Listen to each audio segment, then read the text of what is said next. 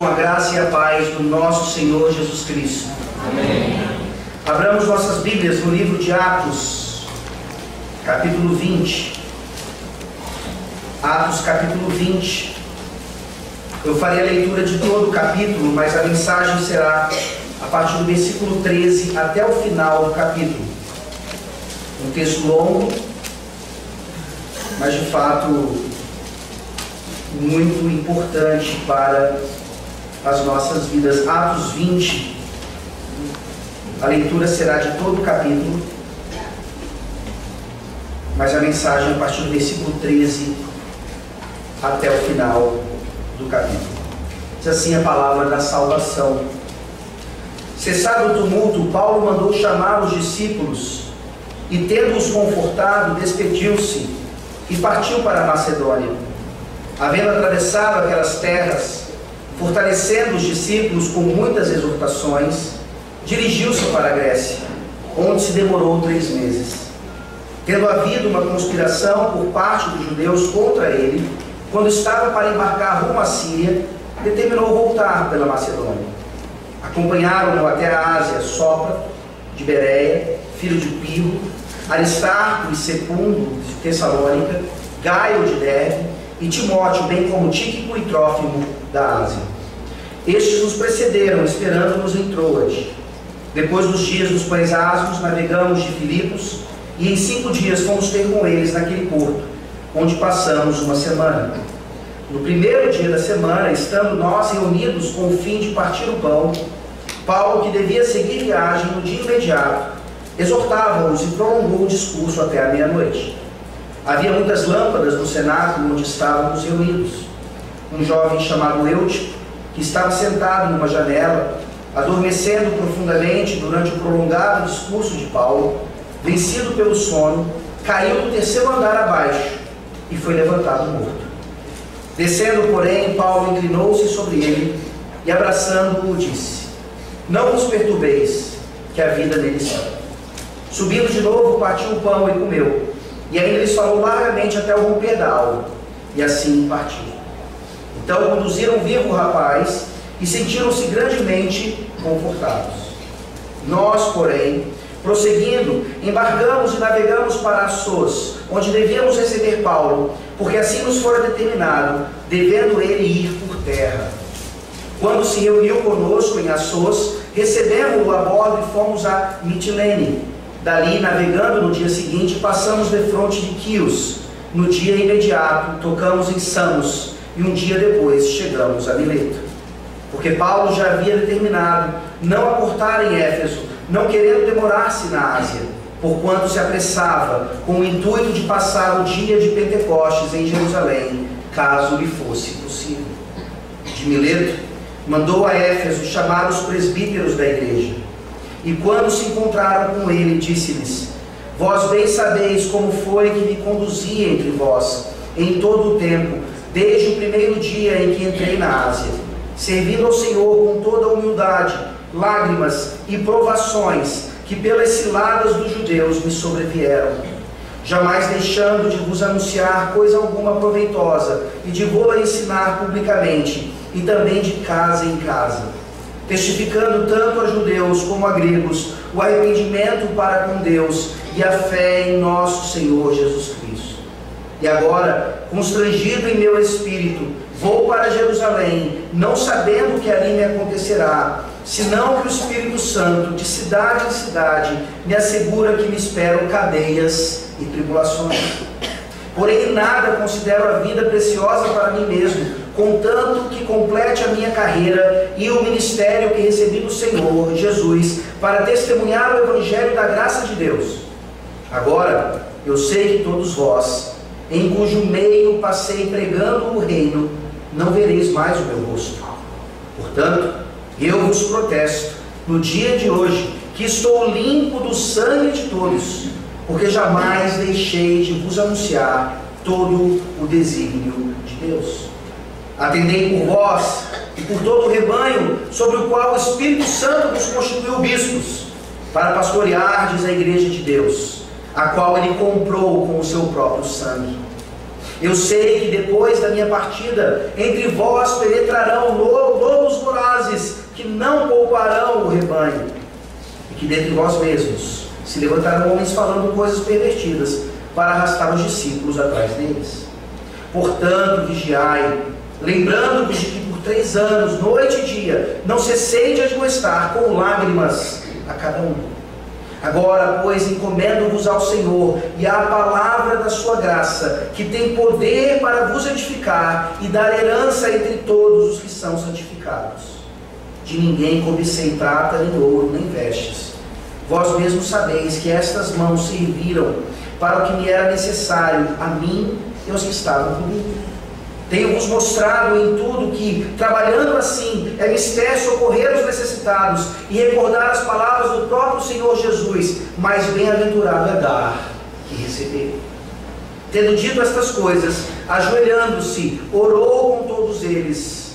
Então houve grande pranto entre todos, e abraçando afetuosamente a Paulo, o beijavam, entristecidos especialmente pela palavra que ele dissera, que não mais veriam o seu rosto, e acompanharam-no até o navio. Amém. Vamos orar.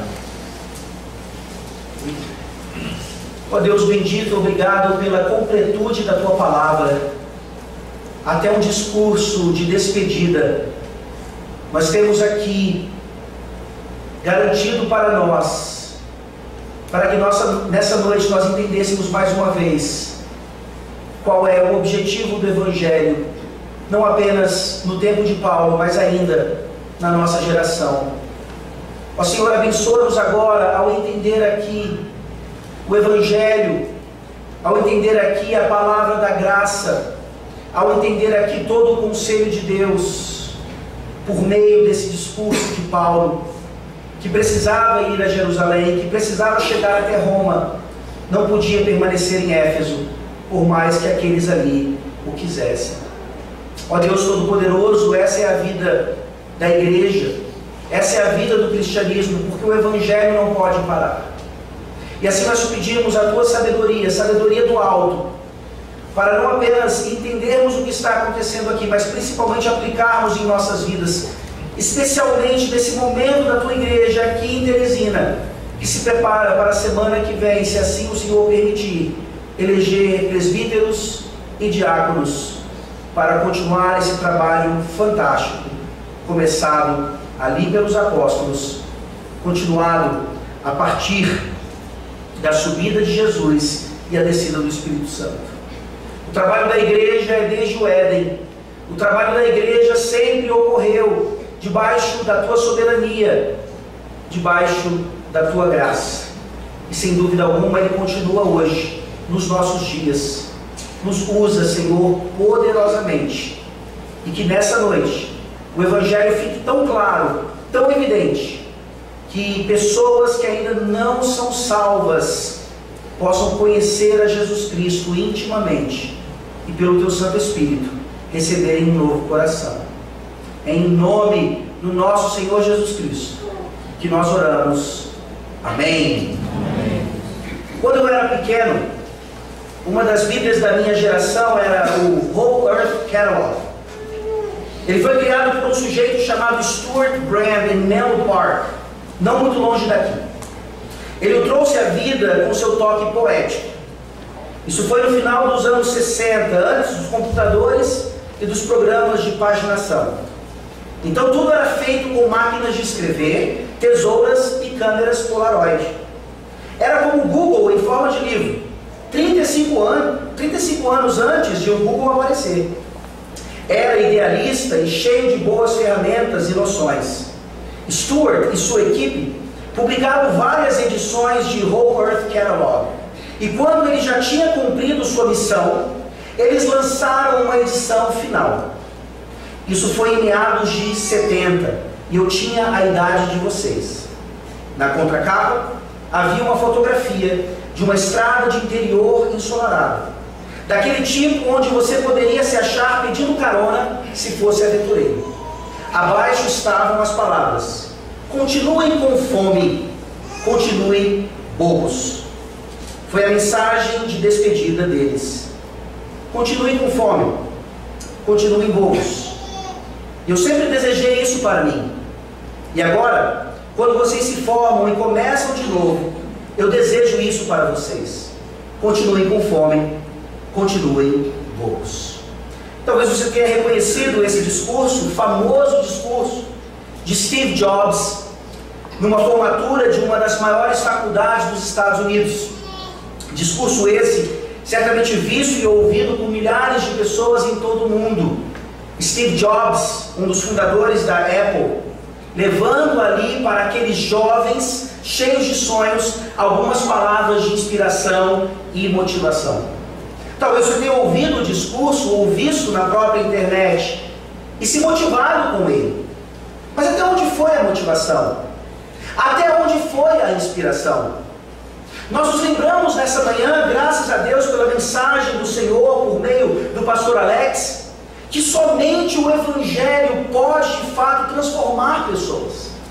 E por mais que esse discurso tenha sido realmente um discurso fantástico, humanamente falando, nós percebemos que há limites naquilo que ele tenta trazer para todas as pessoas. Steve Jobs, ironicamente, tem esse como seu discurso de despedida. Ele não o fez com esse intuito, mas algum tempo depois ele acaba morrendo de câncer. E todos então acabam considerando esse o seu discurso de fato de despedida, partindo desta vida não para uma melhor, sem dúvida alguma. Nós estamos diante de um texto que também fala de um discurso de despedida, um discurso que não exalta o próprio Paulo, um discurso que não fala imperativos motivacionais que morrem alguns dias depois.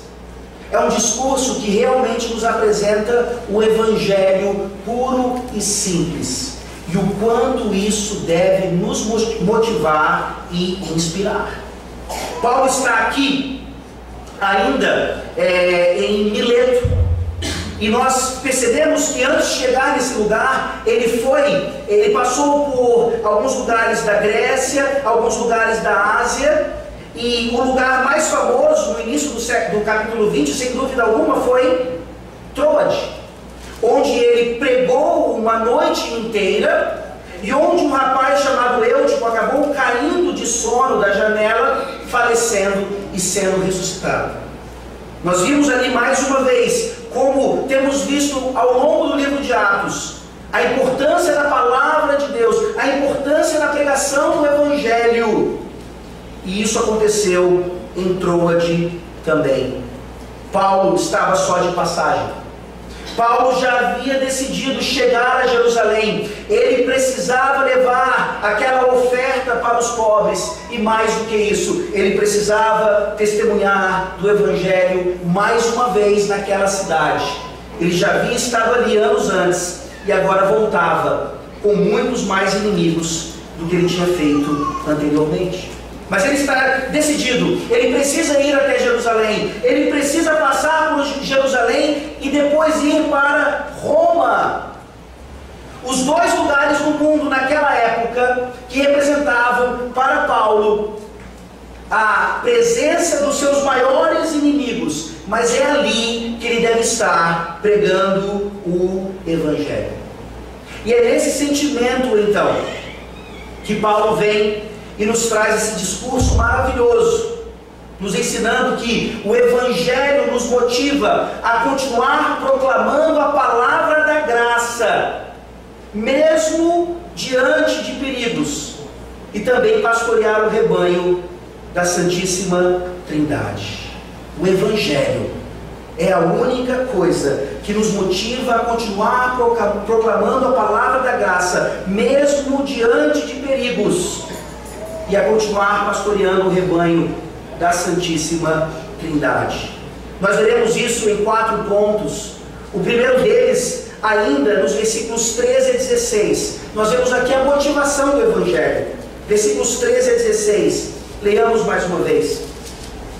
Nós, porém, prosseguindo, embarcamos e navegamos para Assos, onde devíamos receber Paulo, porque assim nos fora determinado, devendo ele ir por terra. quando se reuniu conosco em Assos, recebemos-o a bordo e fomos a Mitilene. Dali, navegando no dia seguinte, passamos defronte de Quios.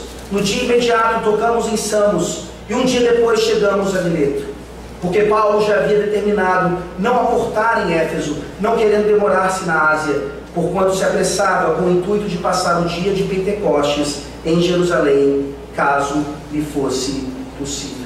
O que está acontecendo aqui? Porque nós chamamos isso de a motivação do Evangelho.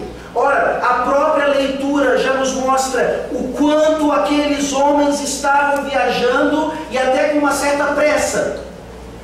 Eles entendiam a responsabilidade que Paulo tinha para não apenas levar a ajuda financeira, mas principalmente o Evangelho para Jerusalém. Nós vimos aqui que uma equipe o acompanha, e eles são todos, sem dúvida alguma, motivados pelo Evangelho, motivados a ponto de atender um pedido, uma determinação de Paulo, de que eles iriam por navio, ou de navio, enquanto ele iria por terra. Não é uma informação desimportante, muito pelo contrário. Nós vemos aqui Paulo navegando, nós vemos aqui Paulo passando por naufrágios. Sem dúvida alguma, a viagem pelo mar seria bem mais rápida. Por que então Paulo precisa ir por terra?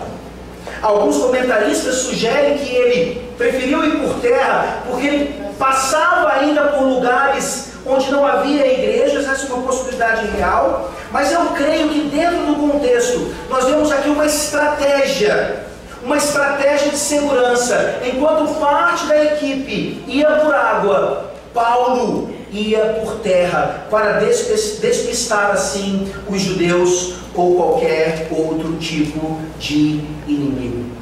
Não sabemos qual foi a real razão para ele ter ido por terra sozinho. O que nós sabemos é que ele foi. Uma viagem longa, uma viagem que durou muitos dias, e esse homem tinha pressa para chegar. A motivação realmente era grande, a razão também importante. E o que é que isso nos lembra? Principalmente para nós hoje, celebrando 81 anos da primeira igreja presbiteriana de Teresina. Se você hoje coloca um pastor em um ônibus para que ele vá pregar no sul do Piauí, ele já começa a suar frio, tem dificuldades, porque ele vai passar horas e horas e horas no ônibus com ar-condicionado. E nós nos lembramos nessa noite que há 81 anos atrás, e obviamente mais do que isso, não havia ônibus, não havia ar-condicionado, havia jumentos, havia cavalos, havia pernas, que certamente percorreram não só o Piauí, mas o Maranhão, toda essa região, demorando dias e dias e dias para chegar numa outra localidade, para pregar o Evangelho, para que ali então houvesse uma igreja do Senhor Jesus Cristo. Como nós somos mal acostumados. Porque se nós estamos aqui nessa noite, celebrando essa data importante, certamente é porque homens que vieram antes de nós caminharam quilômetros e mais quilômetros para pregar o Evangelho e plantar diversas igrejas.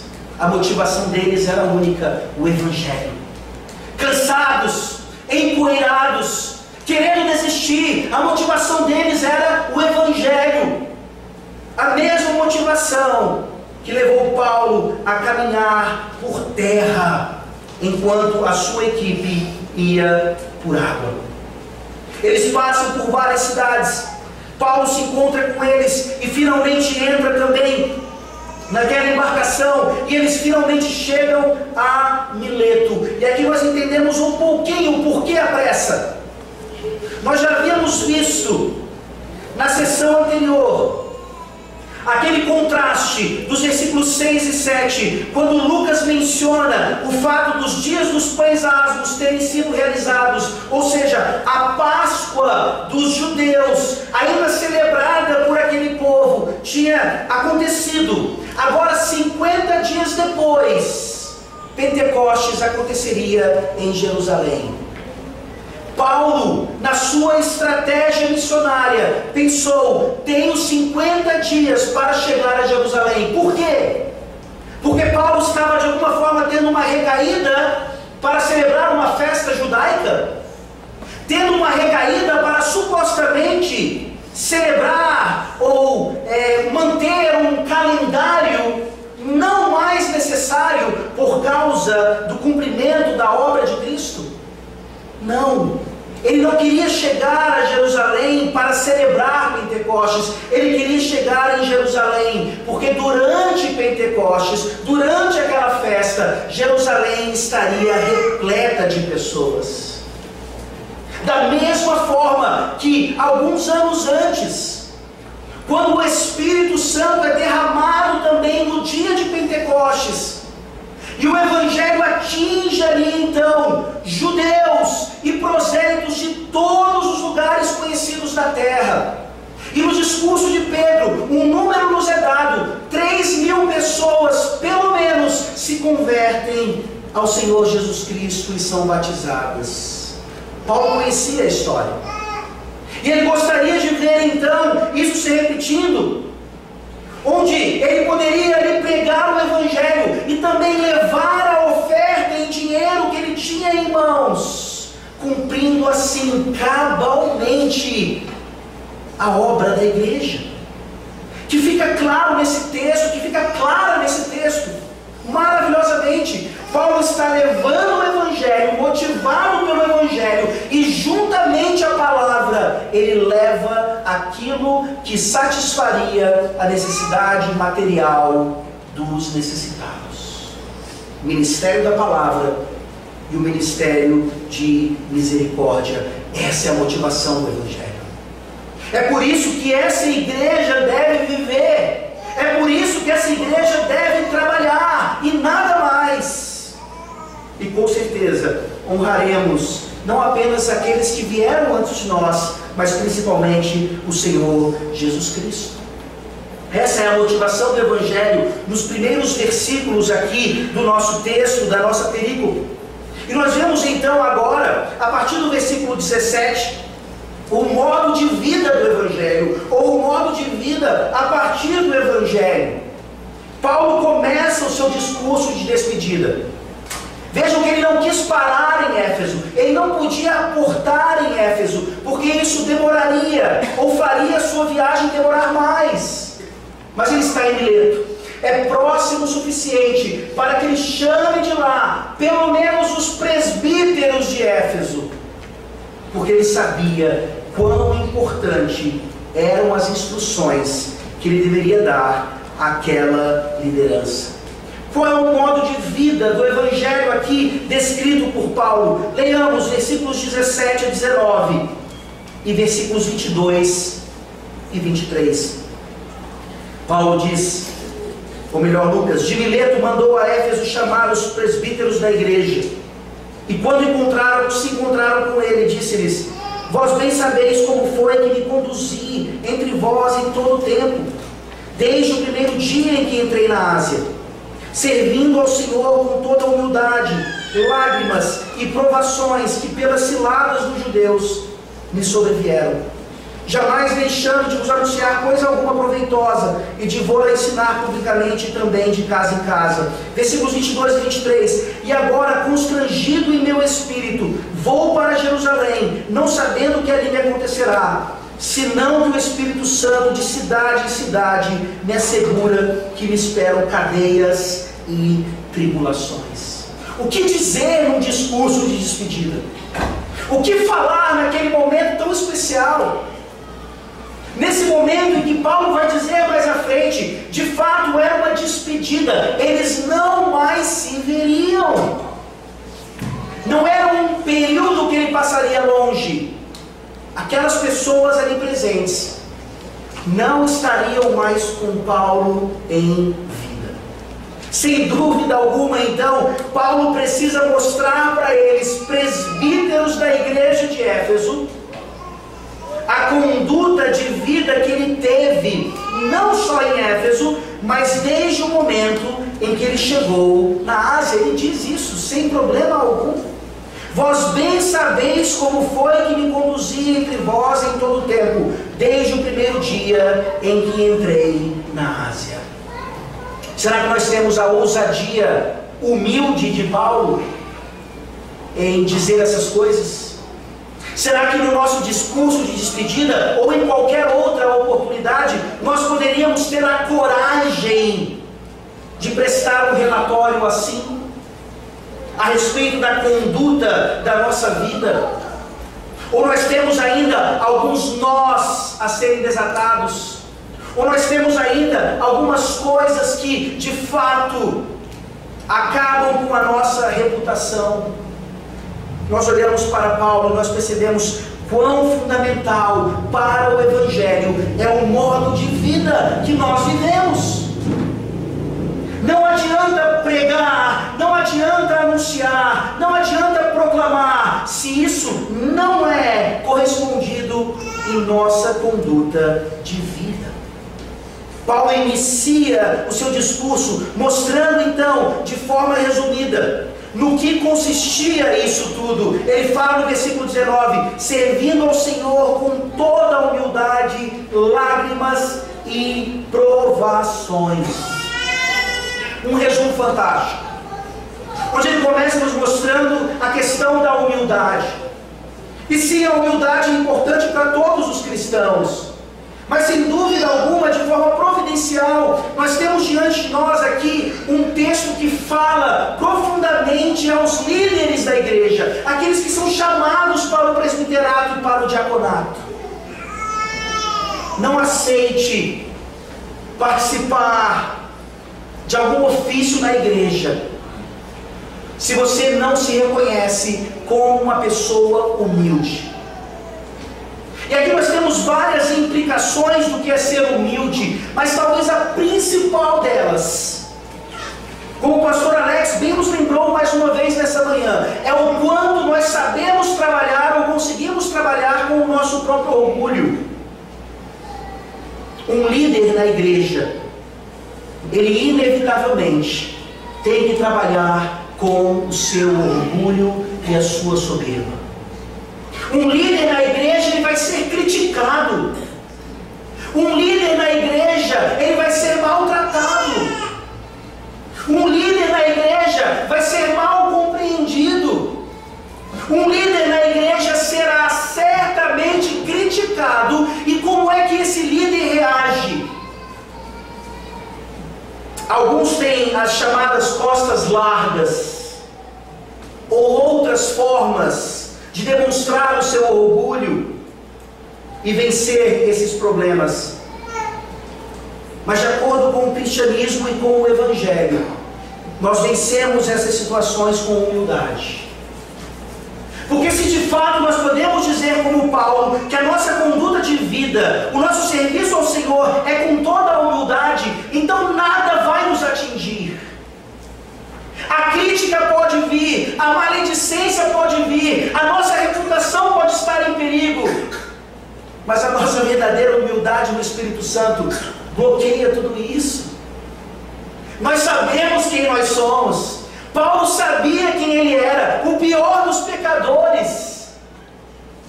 Podia vir qualquer crítica, qualquer ataque à sua reputação, ele dizia: isso é fichinha em relação ao que eu sei de mim mesmo. Paulo reage aos ataques à sua reputação quando isso colocava em xeque o próprio Evangelho, mas não ele mesmo. Presbíteros e diáconos, ou aqueles que já são eleitos, ou aqueles que possivelmente serão, aprendam de Paulo aqui a servir ao Senhor com toda a humildade. Vocês, enquanto crentes, são nada, como presbíteros e diáconos continuarão sendo nada. Essa é a postura de Paulo diante de tudo isso. Com essa humildade, então, Paulo era capaz de dizer também que com lágrimas ele serviu ao Senhor. Paulo não era meramente um excelente teólogo, pregador escreveu a maior parte dos livros do Novo Testamento, obviamente inspirado pelo Espírito Santo, ele era um homem que chorava junto com as ovelhas. Isso ficará claro mais à frente aqui.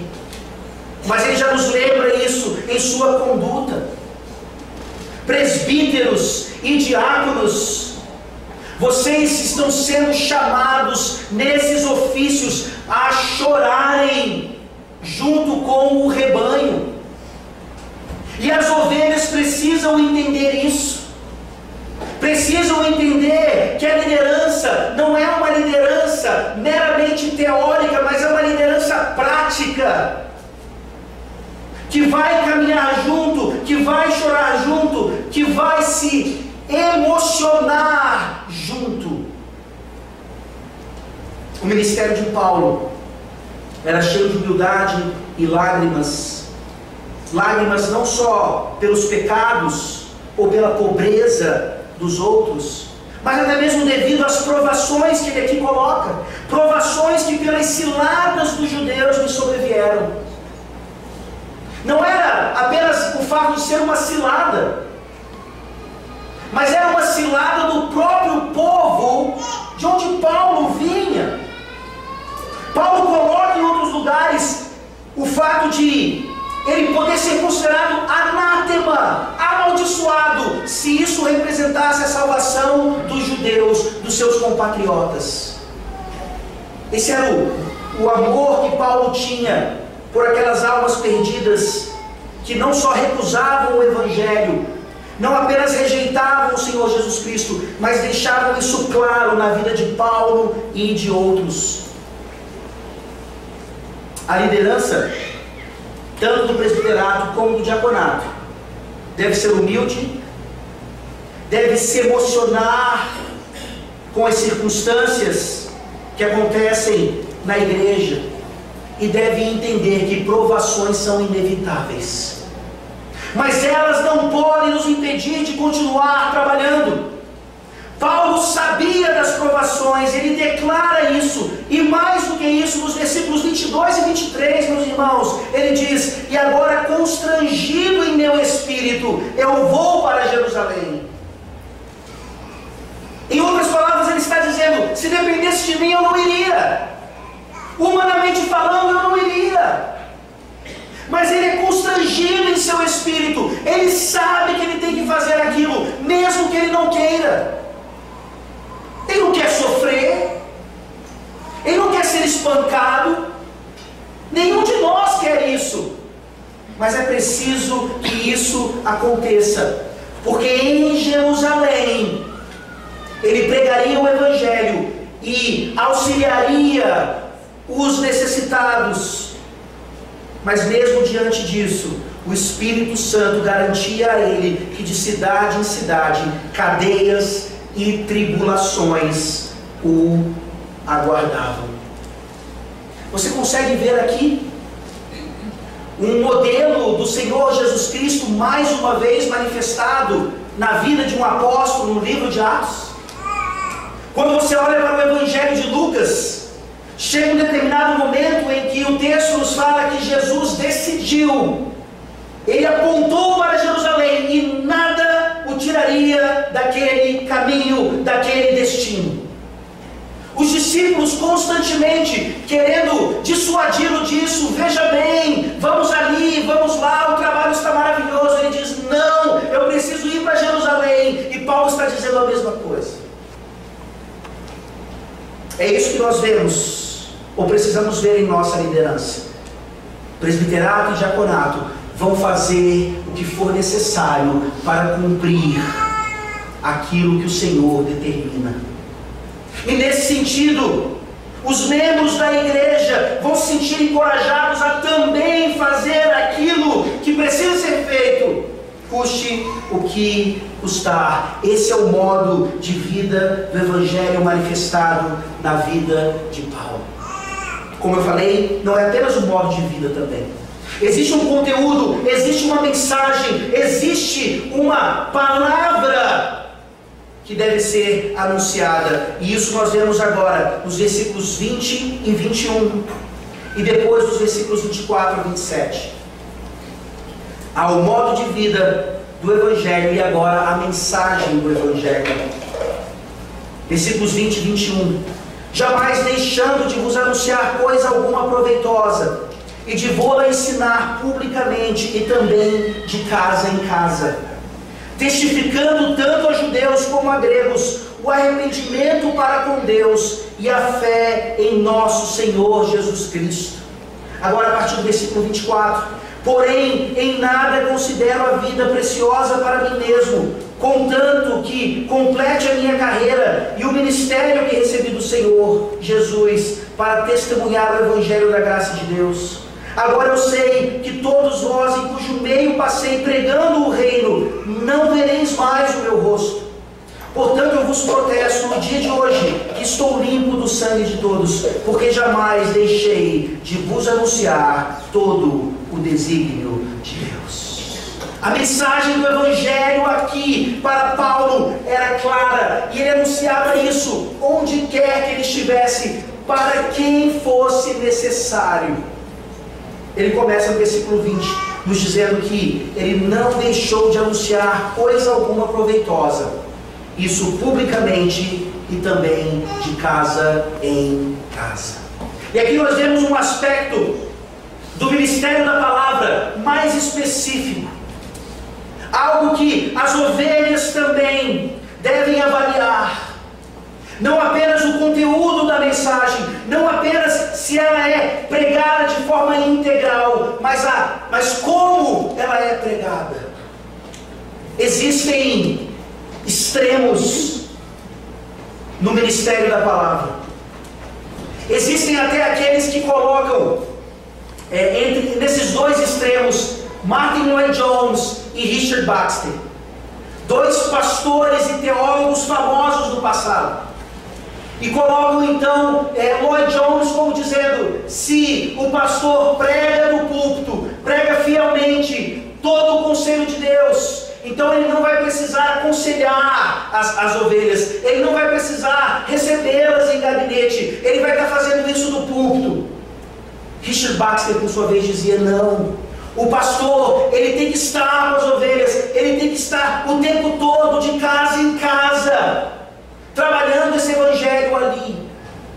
E quando nós olhamos para esses dois extremos, nós vemos que existe aí um desequilíbrio, não nesses homens, mas naqueles que pensam que eles disseram isso. Nenhum dos dois enfatizou o desequilíbrio. Sim, Lloyd-Jones tentou, por causa das suas circunstâncias, mostrar mais uma vez a importância do culto, sem negligenciar o trabalho tete a tete do pastor.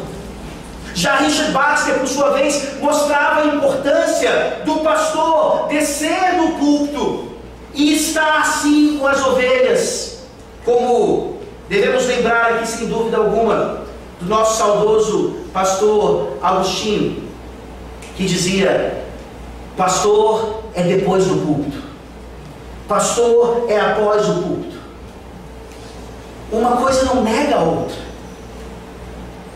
Pastores, enquanto presbíteros docentes de uma igreja, responsáveis pelo ensino e pela pregação do Evangelho, não devem, não podem se esconder atrás de um púlpito. É fácil pastorear a igreja daqui.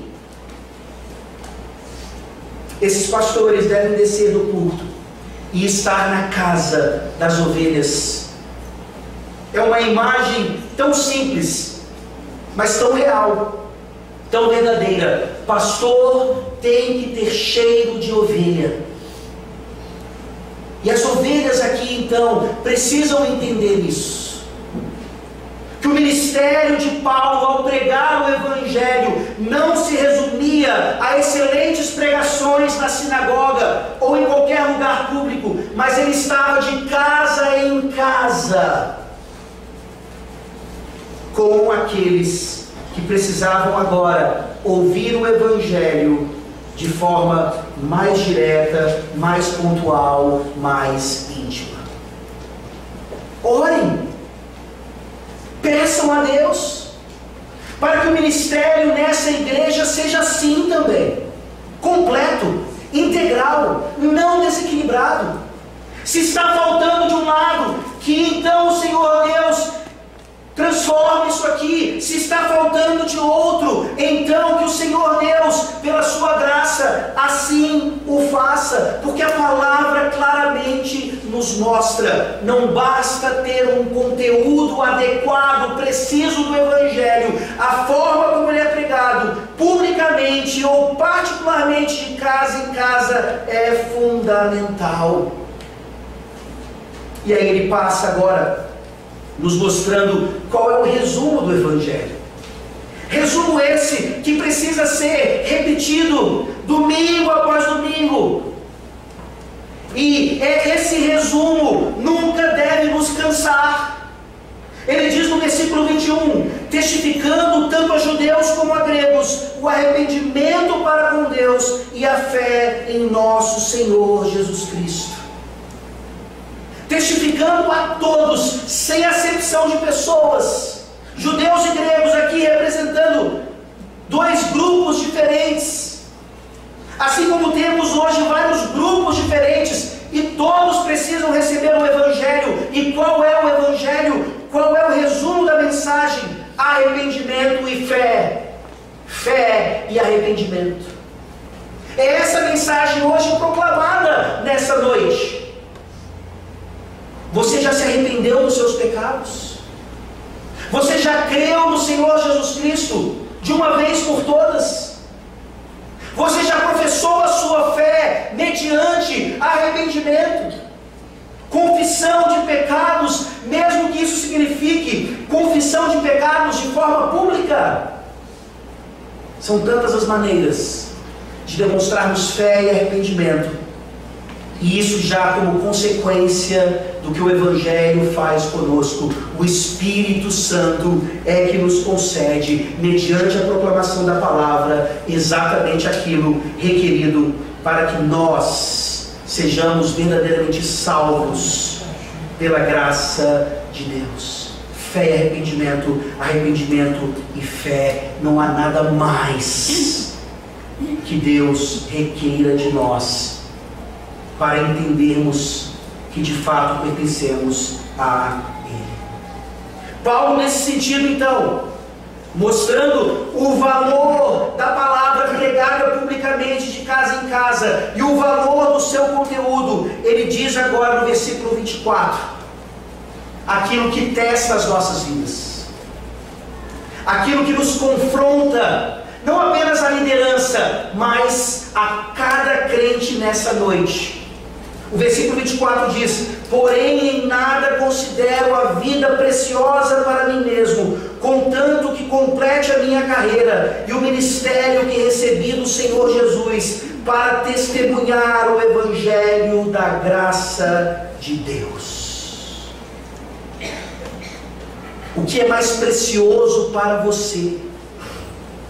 Ou melhor, testemunhar o Evangelho da graça de Deus é mais precioso para você do que a sua própria vida? Nós sabemos que a resposta deve ser sim, mas eu tenho dúvidas se nós podemos dizer isso hoje. Eu tenho dúvidas porque nós não vivemos como se o testemunho do Evangelho da graça de Deus fosse o mais precioso das nossas vidas. Nós temos outras prioridades, nós temos outras preciosidades. Quando há tempo, se é que há, nós testemunhamos o Evangelho da graça de Deus. Paulo certamente podia dizer isso. Ele estava pronto para morrer, ou em Jerusalém, ou em Roma, por causa do testemunho do Evangelho. Veja uma conexão. Nós recebemos o Evangelho, nós ouvimos algum pregador um dia dizendo: arrependa-se e creia, creia e arrependa-se. Nós fizemos isso pela graça, mas a exigência continua. Agora viva pelo Evangelho, agora continue então dizendo a outros: você tem que crer, você tem que se arrepender, você tem que se arrepender, você tem que crer. E eu penso, meus irmãos, que infelizmente essa vida contínua da preciosidade do testemunho do Evangelho da graça de Deus não tem acontecido em nossas vidas. Não tem acontecido. E nós precisamos resgatar isso então. Eu preciso mais uma vez chamar a atenção aqui, tanto do presbiterato como do diaconato desta igreja, para que isso comece em nós, para que isso seja manifestado em primeiro lugar em nós, para que como modelo do rebanho de fato entenda-se nessa igreja que não há nada mais precioso, nada, do que testemunhar o Evangelho da graça de Deus. E se isso é precioso, quanto mais é precioso aquilo que a Bíblia chama de todo o conselho de Deus. O Evangelho, ele é resumido em crer e se arrepender, arrepender em crer. Mas ele não é exaustivo nessas duas palavras. O Evangelho é mais amplo do que isso. É por isso que nós vemos agora Paulo falando nos versículos 25 a 27. O que realmente precisa ser testemunhado por nós, o que realmente deve ser precioso em nossas vidas. Versículos 25 a 27. Agora eu sei que todos vós, em cujo meio passei pregando o reino, não vereis mais o meu rosto. Portanto eu vos protesto no dia de hoje, que estou limpo do sangue de todos, porque jamais deixei de vos anunciar todo o desígnio de Deus. Se nós temos que orar para que nessa igreja, ou em qualquer igreja cristã verdadeira no mundo, não haja apenas ministério público ou ministério particular, mas que haja as duas coisas, com um conteúdo maravilhoso, que é dito e chamado aqui de todo o conselho de Deus. E você vê aqui a preciosidade então de termos pregações que não excluem temas, pregações que expõem textos e livros inteiros, por mais que em algum momento o pregador se veja numa situação tal que, se ele pudesse, ele não pregaria aquele texto, ou pela dificuldade do tema, ou porque, sem dúvida alguma, vai causar alguma polêmica na igreja. Mas essa não era a preocupação de Paulo. Ele sabia que o Evangelho consiste em apresentar ao pecador, em qualquer circunstância, tudo aquilo que se chama desígnio de Deus. E essa é a mensagem que importa para nós. Não se contente com o Evangelho de uma graça barata. Não se contente com mensagens que não vão tratar do nosso pecado, das nossas faltas e transgressões. Não se contente com mensagens que não vão servir de atalaia para nós, como Paulo diz aqui: eu vos protesto no dia de hoje, estou limpo do sangue de todos. Isso não significa que Paulo pregou todo o Antigo Testamento para os Efésios. Não significa. Mas significa que tudo aquilo que ele pregou englobou a lei, o Evangelho, a graça, a justiça, a ira, o amor, tudo. Pecado, reconciliação, esperança, confronto. Essa é a mensagem. A mensagem do Evangelho manifestada por Paulo, e que ele precisava ainda levar mais uma vez a Jerusalém, e por que não a Roma. Nós ainda precisamos levar essa mensagem a tantos lugares, e sem dúvida alguma começa aqui. Vocês têm ouvido todo o desígnio de Deus. Vocês têm ouvido a pregação do reino de Deus. Como é que isso tem feito diferença em sua vida? Você tem ouvido e tem aprendido. Você tem ouvido e tem se transformado também pela graça. Não adianta ouvir e dizer por aí o quanto eu tenho aprendido nessa igreja. Que coisa fantástica é a teologia dessa igreja. Isso tem que sair da teoria, dos livros, e vir para o nosso coração, para a nossa mente, para a nossa vida. É assim então que Paulo chega no seu discurso, tendo mostrado tudo isso, o modo de viver do Evangelho, a mensagem do Evangelho, e agora ele vai exigir a manutenção do Evangelho. Porque ele está indo embora. Ele sabia, num certo sentido, que enquanto ele e a sua equipe estivessem por ali, o Evangelho seria mantido. Mas e agora? Eles vão embora. Eles estão se despedindo. Como é que o Evangelho vai se manter em Éfeso, em Teresina, em qualquer lugar onde ele já foi pregado, onde ele já foi aceito, mas onde Satanás continua tentando fazer com que ele não se manifeste em toda a sua plenitude? Como é que a manutenção do Evangelho é exigida por Paulo aqui, versículos 28 a 38? Atendei por vós e por todo o rebanho sobre o qual o Espírito Santo vos constituiu bispos, para pastoreardes a igreja de Deus, a qual ele comprou com o seu próprio sangue. Eu sei que depois da minha partida, entre vós penetrarão lobos vorazes, que não pouparão o rebanho, e que dentre vós mesmos se levantarão homens falando coisas pervertidas, para arrastar os discípulos atrás deles.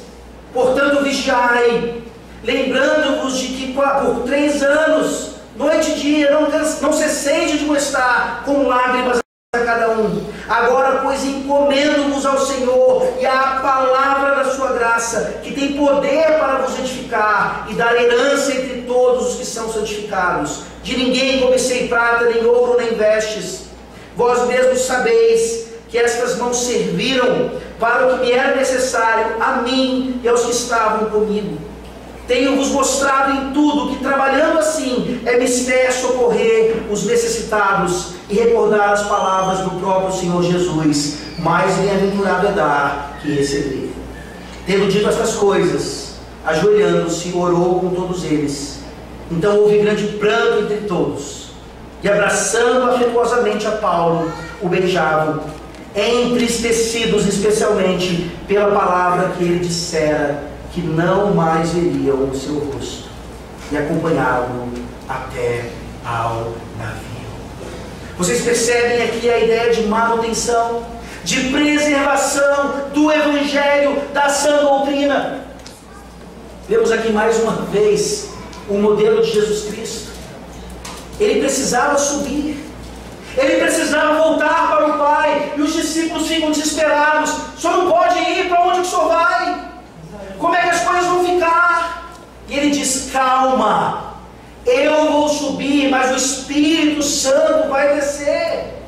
O Espírito Santo vai continuar a obra que é minha, por meio de vocês. Não é isso que estamos vendo no livro de Atos, não é isso que está sendo aqui exemplificado para nós mais uma vez. Paulo precisava ir, mas ficariam ali em Éfeso, como ficariam em qualquer outro lugar onde o Evangelho fosse manifestado, em uma igreja plantada, presbíteros e diáconos para a manutenção do Evangelho. Olha a responsabilidade que nós temos. Os apóstolos se foram, o Evangelho continua. E Paulo fala tão claramente sobre pastorear o rebanho. Se presbíteros ainda não entenderam que são pastores, que precisam cumprir esse mandato cabalmente, que eles então mais uma vez 28 e entendam a seriedade desse chamado. Nós temos aqui, em primeiro lugar, a manifestação clara da Santíssima Trindade, a quem pertence o povo, a igreja. Sim, semana que vem é o povo de Deus que vai confirmar ou não, por meio de eleição, bispos e diáconos.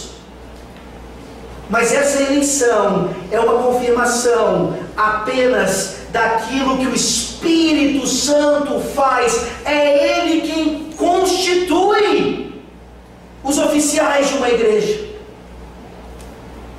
Mais uma vez, chamo a atenção a vocês, candidatos, da responsabilidade que isso significa. É o Espírito Santo quem constitui numa igreja bispos, que são os presbíteros. Paulo mandou chamar de Mileto, que viessem de Éfeso, os presbíteros da igreja, aqui agora chamados de bispos. Que doutrina maravilhosa! Presbíteros que precisam supervisionar o rebanho, aqui chamado de a igreja de Deus, a qual ele comprou com o seu próprio sangue. Agora a coisa fica mais ainda profunda.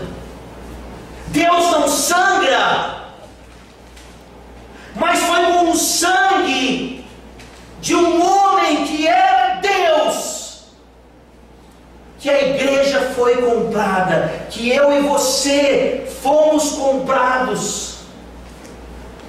Olha a responsabilidade dos bispos de qualquer igreja, de pastorear esse rebanho, não porque são membros da igreja, não porque estão ali inscritos no rol de membros, mas porque pertencem ao Senhor Jesus Cristo, ou melhor, pertencem à Santíssima Trindade. Que glória! E ao mesmo tempo, nós trememos e tememos de medo, porque quem é suficiente para essas coisas? Quem é suficiente para essas coisas? Nenhum presbítero seria eleito aqui, não fosse o próprio Espírito Santo constituindo esses homens e dando a eles dons e talentos para fazer isso. Orem! Orem, ovelhas, orem para que os presbíteros aqui sejam bispos de fato e pastoreiem o rebanho. Foi comprado por sangue, o sangue do próprio Deus, na pessoa bendita do Senhor Jesus Cristo. Por que pastorear? Por que guardar? Por que supervisionar? Porque Paulo não está aqui colocando uma condição. Paulo está dizendo: não se enganem, lobos vão entrar. Lobos já estão no meio de vocês. Isso aqui nos faz tremer ainda mais. Porque não apenas do meio da igreja, mas nós temos exemplos à torta e à direito de que dentro da própria liderança lobos estiveram e estarão. Olha a responsabilidade e a coragem que bispos precisam ter para espantar esses lobos vorazes. Lobos em pele de cordeiro, em pele de ovelha, falando perversidades para arrastar os discípulos atrás deles. Em 81 anos de história, quantos lobos já passaram por aqui? Quantas heresias já foram manifestadas? Como o pastor Alex nos lembrou nessa manhã, a questão da unidade. Talvez não na primeira igreja em si, mas no Piauí. Na igreja do Piauí nós vemos lobos que saíram do nosso meio e arrastaram alguns consigo. Orem, ovelhas, orem.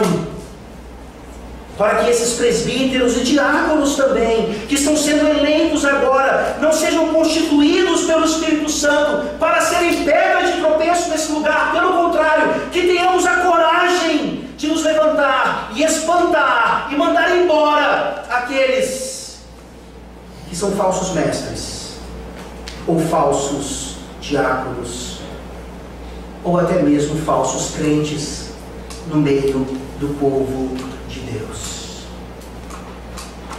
Aqui nós vemos então a manutenção do Evangelho pelo presbiterato, pelo episcopado. Excelente obra almeja aquele que pretende o episcopado. Mas também naquele mesmo capítulo nós temos o diaconato. Olha então como é a manutenção do Evangelho no pastoreio do rebanho, pelo ministério da palavra, pelo presbiterato e pelo ministério da misericórdia, o diaconato. A igreja completa, a igreja integral. E Paulo fala sobre isso a partir do versículo 33. De ninguém cobicei prata, nem ouro, nem vestes. Vós mesmos sabeis que estas mãos serviram ou trabalharam para o que me era necessário, a mim e aos que estavam comigo. Tenho-vos mostrado em tudo que, trabalhando assim, é mister socorrer os necessitados e recordar as palavras do próprio Senhor Jesus, mas bem-aventurado é dar que receber. O diaconato é tão importante na igreja. Como eu fiquei feliz de ver tantas indicações a esse ofício, e ao mesmo tempo feliz de ver que, na providência de Deus, alguns recusaram e outros aceitaram. É providência que se confirmará, se Deus assim quiser, domingo que vem, para que o diaconato nessa igreja seja ainda mais um reflexo disso que nós acabamos de ler, resumindo nas palavras do próprio Senhor Jesus: mais bem-aventurado é dar que receber. O ministério da palavra, o evangelho, não apenas na parte espiritual, mas na parte material também. É o cuidado de Deus não só da alma, mas também do corpo. E isso se dá inevitavelmente por meio de trabalho. O próprio apóstolo trabalhava com as mãos. Era uma situação de plantação de igreja. Ele não queria ser pesado na igreja. Ele trabalhava, cuidava de si e dos que estavam com ele. Ele estava levando ofertas para Jerusalém, para os pobres ali. Ele se importava mais com os outros do que com ele mesmo. Isso é um reflexo do evangelho. Hoje o pastor Alex, falando sobre Efésios 4, nos lembrou que aquele que furtava não furte mais, antes trabalhe. Para quê? Para acudir o necessitado. É parte do seu orçamento isso. É parte do seu orçamento. Trazer os seus dízimos, ofertas para a casa do Senhor. Não apenas para o mantimento da casa, mas para que esses diáconos tenham condições monetárias, financeiras, para atender em primeiro lugar os necessitados de casa e também os de fora. Essa é a manutenção do evangelho. Não apenas pela pregação, mas também pela misericórdia. Pela misericórdia que vai cumprir exatamente aquilo que nós vemos agora nos versículos 31 e 32. E a gente caminha aqui de fato para essa ideia da despedida. Paulo chama a atenção dos presbíteros, Paulo chama a atenção dos diáconos, e ele fala nos versículos 32 e 33, perdão, 31 e 32: portanto, vigiai, lembrando-vos de que por 3 anos, noite e dia, não cessei de admoestar com lágrimas a cada um. Agora, pois, encomendo-vos ao Senhor e a palavra da sua graça, que tem poder para vos edificar e dar herança entre todos os que são santificados. Paulo foi o modelo, mas ele sai de cena. Não é o ministério de Paulo, como nós vemos tantos hoje. É a Bíblia desse pastor, é o ministério daquele pastor. Paulo diz: o ministério eu fiz com lágrimas durante 3 anos, sem cessar. Mas sabe para quem eu encomendo vocês? Para Deus. O ministério é de Deus, a igreja é de Deus, o presbiterato e o diaconato são de Deus. E da palavra da graça, porque é Deus e a palavra da sua graça que vão manter o evangelho em qualquer lugar no mundo, inclusive aqui, por mais quantos anos ele decidir. Lembrem-se agora de tantas despedidas que houve nesses 81 anos, despedidas de vários tipos, despedidas daqueles que estiveram nesse púlpito por um tempo mais longo ou mais curto, mas estiveram e não estão mais. São 81 anos. E alguém brincou comigo quando eu disse que ia pregar nesse texto,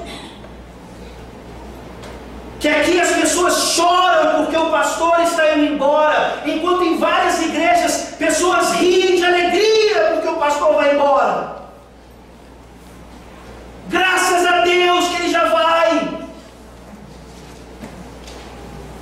81 anos em que nós vemos ministros indo embora, se despedindo, presbíteros e diáconos, crentes todos, e o evangelho continua, e o evangelho continua, e o evangelho continua. A igreja é do Senhor Jesus Cristo, e graças a Deus nós podemos ver aqui nos últimos versículos 36 a 38 uma despedida sincera, lágrimas sendo derramadas mais uma vez, porque lágrimas foram derramadas durante 3 anos no ministério de Paulo naquela cidade. Assim nós lemos: tendo dito estas coisas, ajoelhando-se, orou com todos eles. Então houve grande pranto entre todos, e abraçando afetuosamente a Paulo, o beijavam, entristecidos, especialmente pela palavra que ele dissera, que não mais veriam o seu rosto, e acompanharam-o até ao navio. Não tem como não chorar em despedidas. Eu já mencionei isso no sermão passado. Muitas dessas lágrimas são devidas ao nosso egoísmo. A gente quer Paulo aqui, não quer compartilhar com ninguém. Mas mesmo no entendimento maduro de que o evangelho continua, de que o evangelho é móvel, de que ele precisa ir aos confins do mundo, o choro acontece, porque significa que aquele homem, aquele time, aquela equipe, que passaram anos ali, lutando pelo evangelho, pela fé de uma vez por todas dada aos santos, não vai mais continuar, pelo menos não naquelas circunstâncias. Isso é normal, é a vida da igreja, é o que o evangelho exige de cada um de nós. Coisa tão simples, mas até mesmo sabermos nos despedir adequadamente, chorar pelas razões certas, tudo isso de acordo com o que o próprio Paulo exemplificou no meio daquele povo. Um homem motivado pelo evangelho, que caminhava para pregar o evangelho, um homem que demonstrou em sua vida o evangelho, um homem cuja mensagem do evangelho era precisa, e que aqui então exige daqueles líderes, presbíteros e diáconos, que mantivessem o verdadeiro evangelho.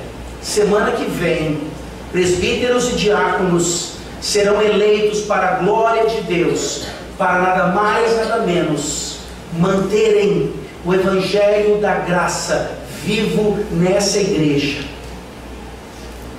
Não façamos nada além disso, e nós certamente choraremos muito nas nossas despedidas, pelas razões certas. Continuar com fome, ou seja, estar motivado. Continuar bobo, ou seja, não se levar tão a sério. Pareceram imperativos tão maravilhosos no discurso de Steve Jobs.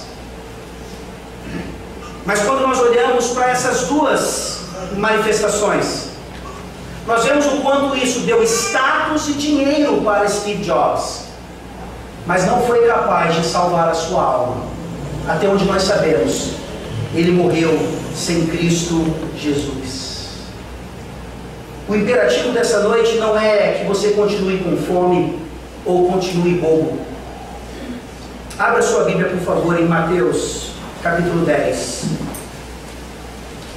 Mateus capítulo 10.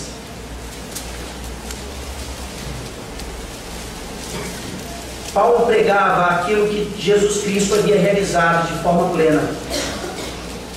Mateus capítulo 10, versículo 16.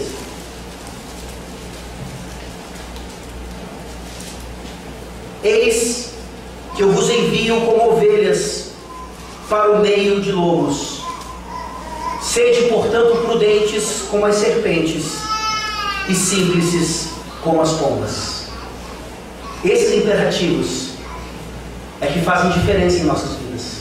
Esses imperativos é que nos transformam. Esses imperativos é que demonstram aquilo que Jesus Cristo fez na cruz do Calvário, para que nessa noite nós entendêssemos que a coisa mais importante das nossas vidas, mais preciosa das nossas vidas, é testemunhar do Evangelho da graça de Deus, custe o que custar. Essa despedida, meus irmãos, é fácil de ser resolvida. Eles nunca mais veriam a Paulo em vida. Mas Paulo e esses presbíteros estão agora na glória, se vendo, tendo comunhão e glorificando ao Cordeiro que foi morto, para que nós um dia também, mesmo que tenhamos que nos despedir, nos vejamos na glória dos céus. A despedida é temporária para aqueles que estão em Cristo Jesus e que não vão para o mesmo lugar onde está Steve Jobs, cheio de fome e tão bobo quanto ele foi em vida. Não recuse a Jesus Cristo. Ouça o Evangelho, creia e se arrependa hoje para a salvação da sua vida. Vamos orar. Ó Deus bendito, obrigado pelas palavras de Paulo, obrigado pelo ministério de Paulo. Nós sabemos que é a tua graça atuando na vida dele, assim como é a tua graça atuando na nossa. Nós saímos daqui repletos de esperança, ó Deus, de que o presbiterato e o diaconato dessa igreja vão ser ainda melhores, ainda mais de acordo com a tua palavra. Nos ajuda, Senhor, a nos arrependermos dos nossos erros, das nossas negligências, daquilo que nós fazemos mal, e que possamos de fato pastorear e cuidar do rebanho que o Senhor mesmo comprou com o seu sangue, na pessoa bendita do Cordeiro. Ó Deus, nessa noite, salva aqueles que ainda não entenderam o Evangelho plenamente. Isso só pode acontecer mediante o teu Santo Espírito vivificador. Transforma, Senhor, essas vidas. Nós cremos nisso. Em nome de Jesus. Amém. Amém. Fiquemos de pé.